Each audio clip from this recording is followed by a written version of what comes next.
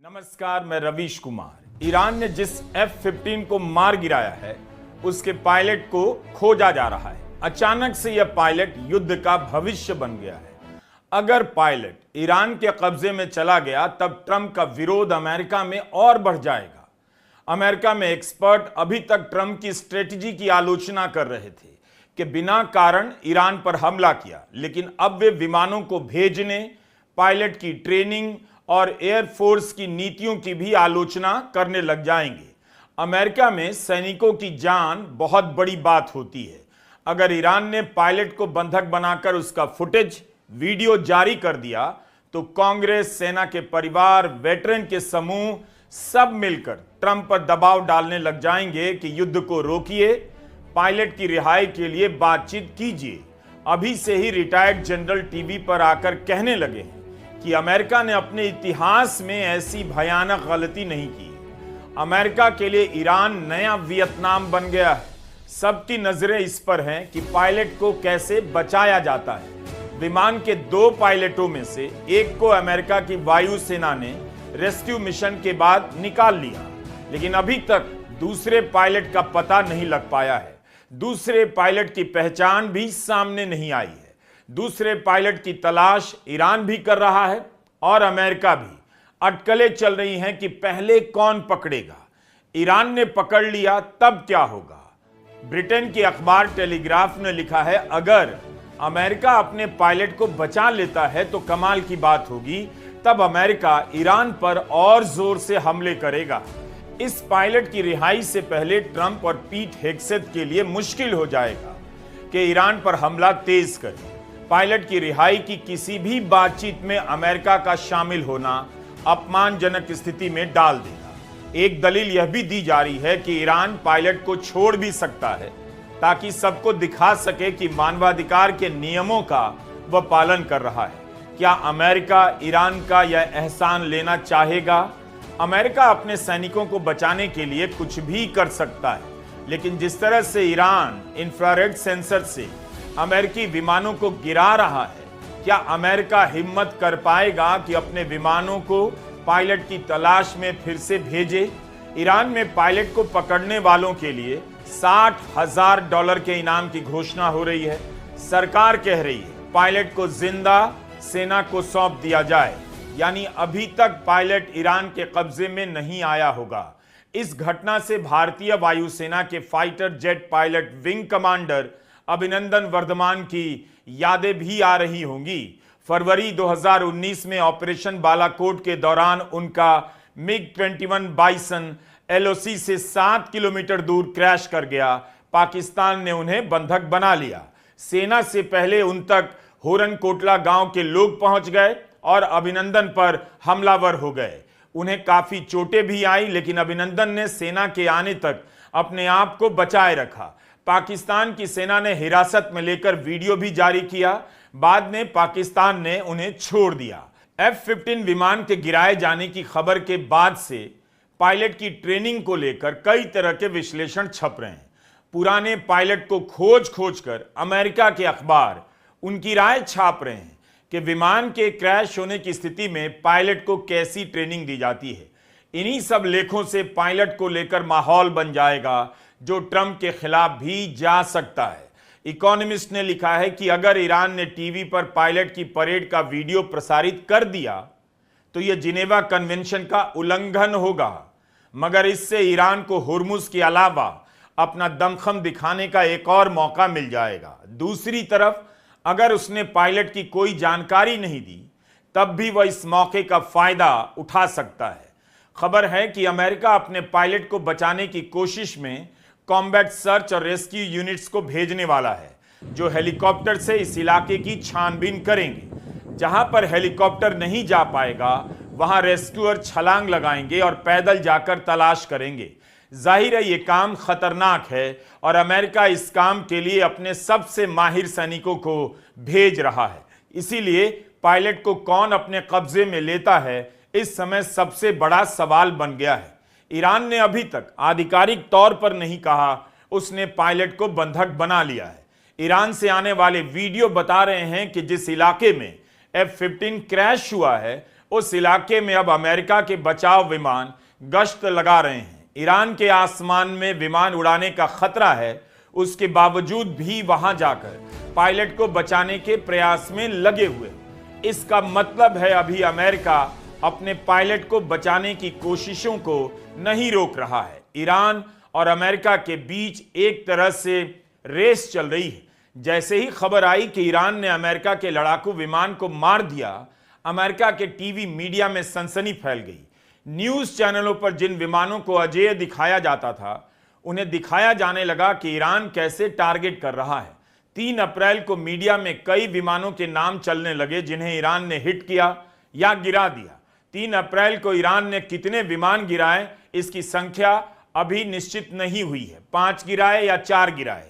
Media में छपी report के अनुसार अब तक इस युद्ध में अमेरिका को 4 F-15E स्ट्राइक ईगल विमानों का नुकसान हुआ है। इनमें से 3 कुवैत में गिरे और अब एक ईरान के भीतर। एक F-35 ईरान के हमले का शिकार हुआ, इमरजेंसी लैंडिंग करनी पड़ी। एक A-10 थंडरबोल्ट 2 फारस की खाड़ी में गिरा। इराक के ऊपर KC-135 क्रैश किया, इसमें सवार 6 लोगों का क्रू मारा गया। ईरान ने दावा किया कि हमला उसकी मिलिशिया ने किया, लेकिन अमेरिका ने पुष्टि नहीं की। एक E-3 अवाक्स प्रिंस सुल्तान एयरबेस पर हमले का शिकार हुआ। उसी प्रिंस सुल्तान बेस पर 5 टैंकर बर्बाद हो गए। इराक के कैंप विक्ट्री में ड्रोन के हमले से एक HS-60W हेलीकॉप्टर पर हमला हुआ। 2 HS-60W हेलीकॉप्टर भी ईरान के हमलों में क्षतिग्रस्त हुए हैं।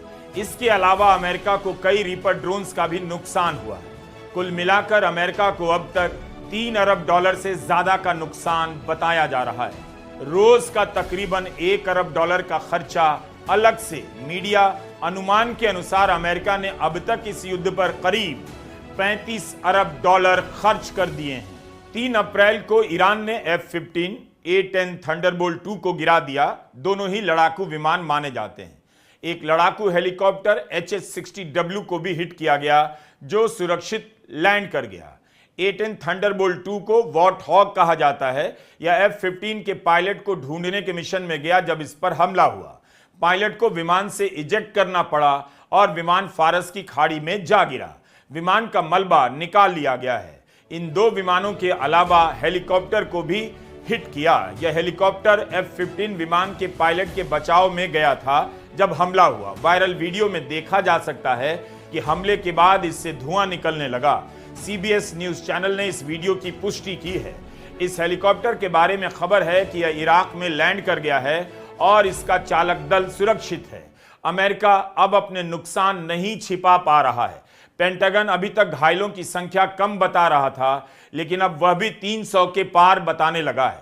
एक दिन पहले इंटरसेप्ट ने रिपोर्ट किया था कि 700 से अधिक सैनिक घायल हुए हैं या मारे गए हैं। पेंटागन ने मरने वाले सैनिकों की संख्या 13 ही बताई है।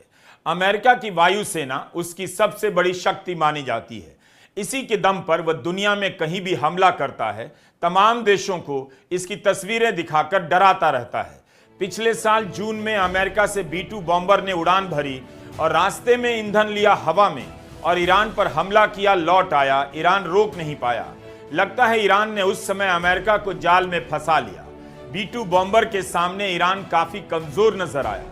लगा उसके पास इसे रोकने का तरीका नहीं। ट्रंप का हौसला इससे भी बढ़ा होगा कि ईरान के भीतर तक जा सकते हैं, लेकिन इस बार उल्टा पड़ गया। 3 अप्रैल को ईरान ने दावा किया कि उसने F-35 को टारगेट किया है। दूसरी बार F-35 को टारगेट करना बहुत बड़ी बात थी। पहली बार तो हिट किया, जिसके बाद उस लड़ाकू विमान को इमरजेंसी लैंडिंग करनी पड़ी। पायलट भी सुरक्षित बाहर आ गया, मगर इस बार विमान को गिरा दिया गया। कुछ घंटे बाद साफ हुआ कि यह विमान F-35 नहीं, F-15E था। लेकिन यह भी कोई मामूली विमान नहीं कि ईरान की कामयाबी मामूली और तुक्के की लगने लगे। 3 हफ्ता पहले ही ईरान ने F-15 सीरीज के 3 लड़ाकू विमान कुवैत में गिरा दिए, जिनके बारे में अमेरिका यही कहकर लाज बचाता रहा कि कुवैत ने गलती से टारगेट कर लिया, ईरान के हमले से नहीं गिरा। ईरान ने विमानों को गिराकर अमेरिका की शक्ति और टेक्नोलॉजी दोनों को चैलेंज कर दिया है। कहा जा रहा है ईरान रेडार सिस्टम का इस्तेमाल नहीं कर रहा। रेडार का सिग्नल विमान तक जाता है और विमान को तब पता चल जाता है कि उसे किसी रेडार ने फॉलो कर लिया है। लेकिन ईरान इंफ्रारेड सेंसर का इस्तेमाल कर रहा है। इससे विमान से निकलने वाले ताप से पता लगा लेता है कि किस जगह पर विमान है और विमान को पता ही नहीं चलता उसे किसी सिस्टम ने टारगेट किया है। IRGC का कहना है उसके पास नए तरह का एरोस्पेस डिफेंस सिस्टम है। अब आप सोचिए अमेरिका की कितनी बदनामी हो रही है। उसके लड़ाकू विमान के सिस्टम को पता ही नहीं चला, ईरान के इंफ्रारेड सेंसर ने टारगेट पे ले लिया है। युद्ध के पहले हफ्ते में उसकी वायु सेना को नष्ट करने का अमेरिका दावा कर रहा था। ट्रंप प्रशासन ने बार बार दोहराया ईरान की नौसेना, ईरान की वायु सेना सब खत्म कर दी गई है। F-15 A-10 थंडरबोल्ट 2 के गिरने से 10 दिन पहले 24 मार्च को ट्रंप दावा कर चुके थे कि अमेरिका यह युद्ध जीत गया है। तेहरान और दूसरे शहरों के ऊपर हमारे विमान उड़ रहे हैं और ईरान कुछ नहीं कर सकता है। मैं चाहूं तो उनके सबसे बड़े पावर प्लांट को तबाह कर सकता हूं और वो कुछ भी नहीं कर सकते। You know, I don't like to say this. We've won this. This war has been won. The only one that likes to keep it going is the fake news. I mean, the New York Times, you read the New York Times, it's like we're not winning a war where they have no Navy and they have no Air Force and they have no nothing. And we literally have planes flying over Tehran and other parts of their country.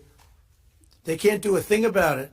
For instance, if I want to take down that power plant, that very big, powerful power plant, they can't do a thing about it. लेकिन 10 दिन के भीतर खबर आ गई कि Iran ने अपनी वायु सीमा में अमेरिका के कई विमानों को चेज किया, हिट कर दिया, गिरा दिया। अमेरिका इन खबरों को हल्के में नहीं ले पाएगा। ना व्हाइट हाउस, ना अमेरिका की सेना, ना उसकी जनता।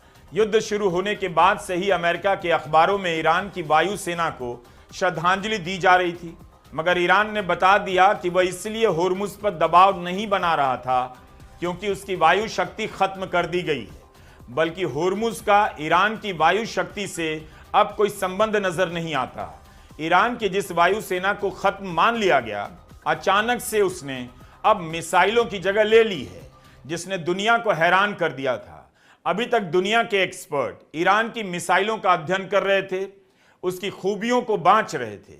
अब फिर से ईरान की वायु सेना की शक्ति का अध्ययन करने लग जाएंगे। ईरान ने युद्ध के आसमान में अमेरिका की वायु श्रेष्ठता को चैलेंज कर दिया। 24 घंटे के भीतर ईरान ने अपने डिफेंस सिस्टम के इस्तेमाल से अमेरिका के 2-2 विमानों को गिराया है। ईरान अब कहने लगा है कि F-35 बनाने वाली कंपनी लॉकहीड मार्टिन कंगाल हो जाएगी, उसका विमान खरीदने लायक नहीं रहेगा। यह काफी महंगा विमान माना जाता है। लॉकहीड मार्टिन का F-35 विमान 5वीं जनरेशन का है, 2015 में लॉन्च हुआ था। उसके मुकाबले F-15 काफी पुराना है। 1976 में बना यह विमान 4थी जनरेशन का जेट माना जाता है। 1982 के लेबनान युद्ध में इसका काफी इस्तेमाल हुआ। इसके नए मॉडल की कीमत 800 से 900 करोड़ से भी ज्यादा बताई जाती है। दूसरा विमान है A-10 थंडरबोल्ट 2 सबसोनिक अटैक विमान, 175 करोड़ से ज्यादा इसकी कीमत बताई जाती है। इस विमान की खासियत है कि यह जमीन के काफी करीब उड़ सकता है, इसलिए जमीन पर काम कर रही सेना को मदद पहुंचाता है। F-15 के क्रैश होने के बाद इसे बचाव कार्य के लिए इसीलिए भेजा गया, लेकिन यह खुद भी हमले का शिकार होकर फारस की खाड़ी में क्रैश हो गया। क्योंकि यह जमीन के काफी नजदीक उड़ता है, इसलिए इसका ढांचा कई तरह के सुरक्षा कवचों से लैस होता है ताकि जमीन से हमला हो तो विमान को नुकसान ना हो। लेकिन ईरान के हमले ने इसे क्रैश कर दिया। पायलट सुरक्षित है। अमेरिका के सैन्य निवेश, बजट, खर्च, नुकसान की बातचीत मिलियन बिलियन से नीचे नहीं होती। उसकी सेना सबसे आधुनिक, सबसे खर्चीली, सबसे बड़ी मानी जाती है। लेकिन उसकी इन्हीं खूबियों ने उसे ईरान की छोटी छोटी मिसाइलों और ड्रोन के आगे कमजोर बना दिया। तुर्की की न्यूज एजेंसी अनादोलू ने अनुमान लगाया है कि ईरान 6,770 मिसाइल और ड्रोन लॉन्च कर चुका है। 5 हफ्ते बाद भी उसका हमला कम नहीं पड़ा। 4 अप्रैल को IRGC ने अपने हमले की 93वीं वेव लॉन्च की। तमाम दावों के बाद आज भी ईरान हमला कर रहा है। क्या उसकी सैन्य क्षमताओं को इतना कम आंका गया? फिर इस्राइल और अमेरिका के अरबों के खुफिया तंत्र क्या कर रहे थे? न्यूयॉर्क टाइम्स ने रिपोर्ट किया है कि ईरान बहुत तेजी से अपने मिसाइल बंकर रिपेयर कर रहा है। हमले के कुछ ही घंटों बाद फिर से काम करने लायक बना देता है। पेंटागन ने दावा किया है कि अब तक 11,000 ठिकानों पर हमला किया गया ईरान में।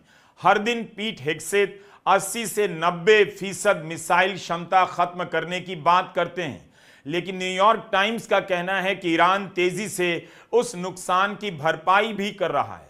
क्या अमेरिका के करोड़ों के विमान, कई 100 करोड़ के विमान इतनी तेजी से युद्ध के मैदान पर लौट पाएंगे? आप विमानों की कीमत से अंदाजा नहीं लगा सकते कि दुनिया के लिए दोनों घटनाओं का नुकसान कितना बड़ा होने वाला है। ऐसा लग रहा है कि ट्रंप जो भी कर रहे हैं, मीडिया अब उससे बेचैन भरी निगाहों से देख रहा है। अपनी तरफ से उन्होंने देश को संदेश देने की कोशिश की, सामने आकर युद्ध के बारे में बात की, अपनी कैबिनेट में लोगों को इधर से उधर कर रहे हैं, दिखाने की कोशिश कर रहे हैं कि युद्ध को लेकर बहुत कुछ हो रहा है। लेकिन अमेरिका का मीडिया इन सब में भी उनकी घबराहट को नोट कर रहा है। वॉशिंगटन पोस्ट कर रहा है कि ट्रंप इस अलोकप्रिय युद्ध को संभाल नहीं पा रहे, इसलिए ऐसे काम किए जा रहे हैं। क्या युद्ध के बीच ट्रंप का पीआर बिगड़ गया है, या सब कुछ करके भी पीआर संभाल नहीं पा रहे? इकोनॉमिस्ट के पोल बता रहे हैं कि उनकी अप्रूवल रेटिंग बहुत गिर गई है। रॉयटर्स इप्सोस का पोल बता रहा है कि युद्ध को लेकर अमेरिका के लोग हताश होने लगे हैं। 75% लोग ईरान पर जमीनी चढ़ाई के विरोध में हैं। किसी ने नहीं सोचा होगा कि ईरान अमेरिका और इसराइल को इतना नुकसान पहुंचा देगा। सोचा होता तो अमेरिका को मरने वाले और घायल सैनिकों का आंकड़ा छिपाना नहीं पड़ता। कई सैनिकों की मौत की रिपोर्ट आ जाने के बाद अब पेंटागन मान रहा है कि 13 सैनिकों की मौत के अलावा 365 सैनिक घायल हुए हैं। छोटी संख्या नहीं है। तो क्या पेंटागन भी मीडिया कवरेज को लेकर दबाव में आने लगा? जिम्बाब्वे में ईरान के दूतावास ने ट्रंप को छेड़ते हुए लिखा है, बोलो ट्रंप, कब बात करोगे? ईरान की फार्स न्यूज एजेंसी है, उसने खबर चलाई कि ईरान ने 48 घंटे के सीज फायर का प्रस्ताव ठुकरा दिया है। अमेरिका की मीडिया में रिपोर्ट हो रहा है कि विमान के क्रैश होने की घटनाएं ट्रंप और हेग्सेथ के उन दावों को पंचर कर रही हैं, जिसमें वे कहते थे अमेरिका इस वक्त ईरान के आसमान पर कंट्रोल कर चुका है। पीट हेग्सेथ तो 13 मार्च को ही कह रहे थे, हम ईरान पर सारा दिन विमान उड़ाते हैं, जहां चाहते हैं वहां बम गिराते हैं। युद्ध के 5वें दिन 4 मार्च को उन्होंने दावा किया था कि कुछ ही दिनों में ईरान के आसमान पर हमारा पूरा कब्जा होगा, हम सारा दिन और सारी रात ईरान में विमान उड़ाएंगे। 1 महीने बाद हालत यह है कि फाइटर जेट क्रैश होने के बाद जिस विमान को बचाव के लिए भेजा गया वह भी क्रैश हो गया। We fly over the top of Iran and Tehran. Fighters and bombers all day picking targets as they choose. A few days, in under a week, the two most powerful air forces in the world will have complete control of Iranian skies, uncontested airspace. It means we will fly all day, all night, day and night, finding, fixing, and finishing the missiles and defense industrial base of the Iranian military, finding and fixing their leaders and their military leaders, flying over Tehran, flying over Iran, flying over their capital. एक हमले से Iran ने Trump के सारे दावों को हवा में उछाल दिया है। अपनी ताकत की सच्चाई दुनिया को दिखा दी, खाड़ी के देशों को भी। 3 अप्रैल के शो में हमने बताया था कैसे अमेरिका का मीडिया बता रहा है ट्रंप को युद्ध की गुलाबी तस्वीरें दिखाई जा रही हैं। 2 मिनट के वीडियो बनाकर युद्ध की हाईलाइट दिखाई जा रही। अगर ट्रंप को अपनी सेना की हालत का ठीक अंदाजा नहीं, तब फिर किस आधार पर उन्होंने ईरान के मंडरा रहे खतरों से टकराने के लिए अपने विमानों को भेज दिया? लगता नहीं अमेरिका के विमान जवाबी हमले के लिए तैयार भी थे। कोई कहीं से भाग आता है, कोई गिर जाता है, किसी की इमरजेंसी लैंडिंग होती है। अपने युद्ध को जारी रखने के लिए ट्रंप ने अगले वित्तीय वर्ष के लिए तुर्की की अर्थव्यवस्था जितना बजट मांगा है, $1.5 ट्रिलियन को भारतीय रुपए में बताने की कोशिश में हम भी उलझ गए कि इस नंबर को कैसे पढ़ें, किस तरह पढ़ें। $1.5 ट्रिलियन मतलब करीब 1.4 करोड़ रुपए। व्हाइट हाउस के कार्यक्रम में ट्रंप कहते हैं हम बच्चों के लिए डे केयर, आम लोगों के लिए मेडिकल इंश्योरेंस का पैसा नहीं लगा सकते, लेकिन उसी हफ्ते में $1.5 ट्रिलियन के रक्षा बजट की पेशकश करते हैं। यह अमेरिका के इतिहास का अब तक का सबसे बड़ा रक्षा बजट होने जा रहा है। यह भी दिखाई दे रहा है कि भले ही ट्रंप 2-3 हफ्ते में युद्ध खत्म करने की बातें कर रहे हैं, मगर वे भी स्वीकार करते नजर आ रहे हैं कि युद्ध लंबा होता जा रहा है। ट्रंप को कुछ समझ नहीं आ रहा। जब भी उन्हें लगता है कि ईरान खत्म हो गया, अब बस कब्जा करना बाकी है, तभी ईरान पलटकर जवाब देता है और सारा हिसाब गड़बड़ा जाता है।